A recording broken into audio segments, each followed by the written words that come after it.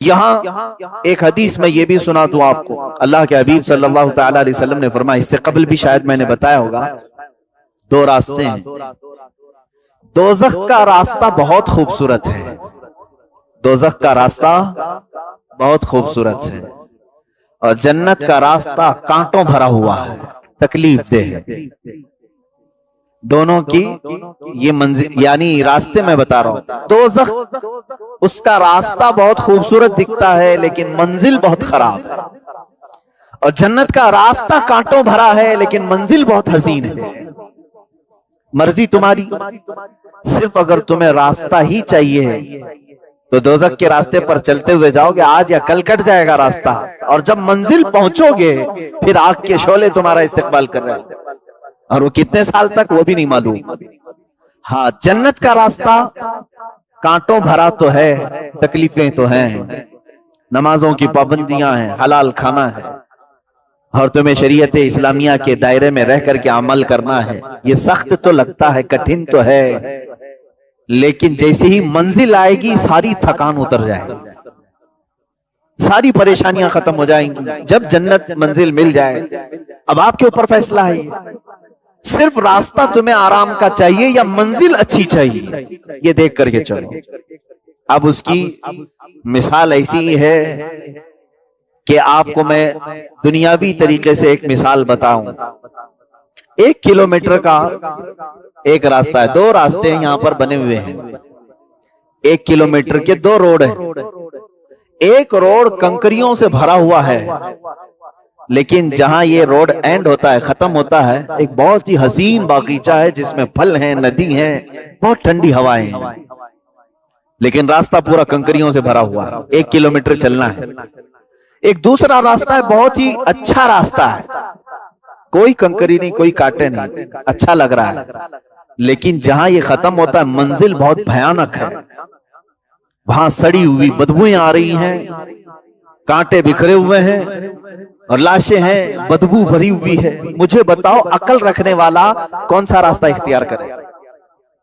वो कंकरियों भरा रास्ता चुनने वाला अकलमंद है, इसलिए कि चलना ही तो है 1 किलोमीटर, उसके बाद तो हसीन बागीचा मेरा इस्तकबाल कर रहा है। और बेवकूफ वो बंदा है जो सिर्फ रास्ते को देखा कि हसीन लग रहा है, आराम का लग रहा है, चल पड़ा, लेकिन मंजिल बहुत ही भयानक पा लिया। सेम यही मिसाल जन्नत और दोज़ख की है। वही अल्लाह ताला फरमाता है कुरान पाक में, जिसने सिर्फ हमसे दुनिया मांगी हम उसको दुनिया दे देंगे। कुफार और मुशरिकीन को अल्लाह दुनिया देता है, तुम्हें भी देगा, लेकिन आखिरत में तुम्हारा हिस्सा नहीं रखा जाएगा।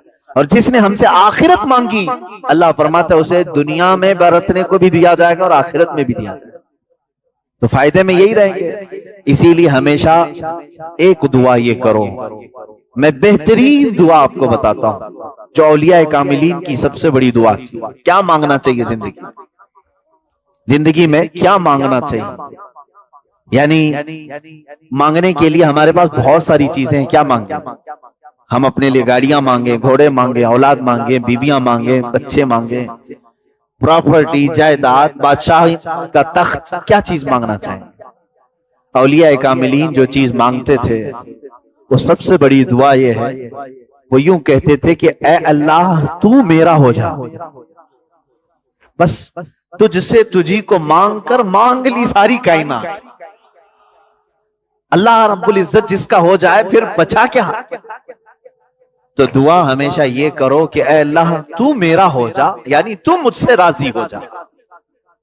अल्लाह रब्बुल इज्जत जिस बंदे से राजी हो जाए उसी के मुतालिक तो कहा है शायर ने, खुदी को कर बुलंद इतना कि हर तकदीर से पहले खुदा बंदे से खुद पूछे बता तेरी रजा क्या है। ये वो लोग हैं जिनके मुतालिक अल्लाह रब्बुल इज्जत अपने खजाने रहमत को खोल देता है। कुरान में है लहुम मा यशाऊन फीहा, ये वो बंदे हैं जो चाह लें अल्लाह उनके लिए रखा है, जो वो चाह लें अल्लाह उनके लिए रखा है। वलदैना मजीद, और अल्लाह फरमाता हमारे पास इससे भी ज्यादा है जितना वो चाहते हैं। लेकिन ये औलिया कामिलीन पूरी जिंदगी इस तरह की गुजारते रह गए कि दुनिया में से सिर्फ उतनी चीजें ली जितना जिंदगी गुजारने के लिए काफी थी, बाकी सब वो मांगते रहे अल्लाह ही को, मांगते रहे अल्लाह ही को। एक बहुत ही मुकद्दस जमाअत कयामत के दिन जन्नत में जाने वालों की 2-3 कैटेगरीज होंगी। जन्नत में जाने वालों की 3 जमातें बख्शे जा चुके हैं, हिसाब किताब हो चुका है, जन्नत का फरमान आ चुका है।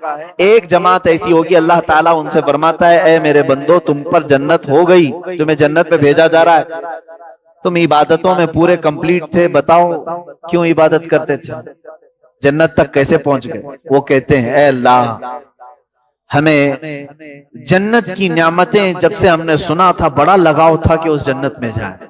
ये भी मोमिन की शान है, जन्नत में जाने की ख्वाहिश रखना चाहिए।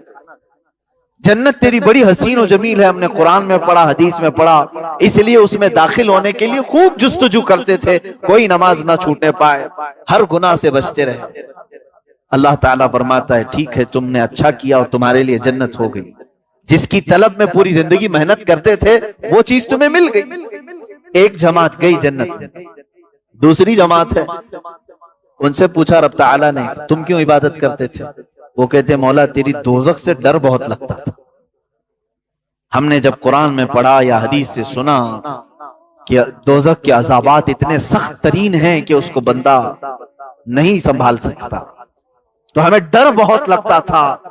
उस डर की वजह से हम इबादतों की पाबंदी करते थे और कोई गुनाह होने नहीं देते थे, नेकियां करते रहे। अल्लाह ताला फरमाता है, जाओ मेरे बंदे, जहन्नम के खौफ से तो तुम इबादत गुजार तो रहे, तुम्हारे लिए भी जन्नत है। तीसरी एक जमात थी मुखलिसीन की जमात, इनसे रब ताला फरमाता है, तुम क्यों इबादत करते थे? तुम्हारे लिए भी जन्नत का परवाना आज सुना दिया गया, तुम क्यों इबादत करते? वो कहते हैं, ए मौला, हमें न जन्नत की ख्वाहिश थी और न हमें दोज़ख के मुतालिक कोई फिक्र थी, हम तो सिर्फ इसलिए इबादत करते थे कि तू हमसे राजी हो जा, हम तुझको चाहते थे, तेरा फरमान था और हम उस पर अमल करते थे। बस हम जन्नत की तलब में या दोज़ख के खौफ से नहीं, अल्लाह हम खालिस तेरे लिए करते थे। रब ताला फरमाता है कि ऐ बंदो, मैं तुमसे राजी हो गया, जाओ जन्नत में। लेकिन वो जन्नत में नहीं जा रहे हो। हाय कैसी जमात होगी, जन्नत का परवाना सुना दिया गया, वो जन्नत में नहीं जा रहे। वो कहेंगे, ऐ मौला, अगर हम जन्नत में चले गए तो दूसरे हमको ताना मारेंगे कि तुम भी जन्नत के लिए ही इबादत करते थे, बोले कुछ और हो। रब तबारक व तआला फरमाता है, मेरे बंदो, मैं तुमसे राजी हो गया, तुम मेरी रजा के लिए करते थे, मैं राजी हो गया और बदले में तुम्हें जन्नत मिल रही है। वो कहते, मौला बदला नहीं चाहिए, बस तू राजी हो जा, बदला नहीं चाहिए, तू राजी हो जा। यहां तक के रिवायात में आता है कि फरिश्तों को हुक्म होगा, इनको बेड़ियां डालो और जन्नत में ले जाओ, इनको खींच करके जन्नत में ले जाओ। ये वो बंदे हैं जो अल्लाह से अगर कुछ मांगते थे तो अल्लाह ही को मांगते थे, तू हमारा हो जा। मेरे अजीजों, आज के इस आयत करीमा से भी यही सीखो कि मांगने के लिए हजारों चीजें तुम्हारे पास हैं। अक्लमंद बंदा वो है जो अल्लाह से अल्लाह ही को मांगे, अल्लाह तू मेरा हो जा। और हमने बुजुर्गान दीन की जिंदगियों में देखा है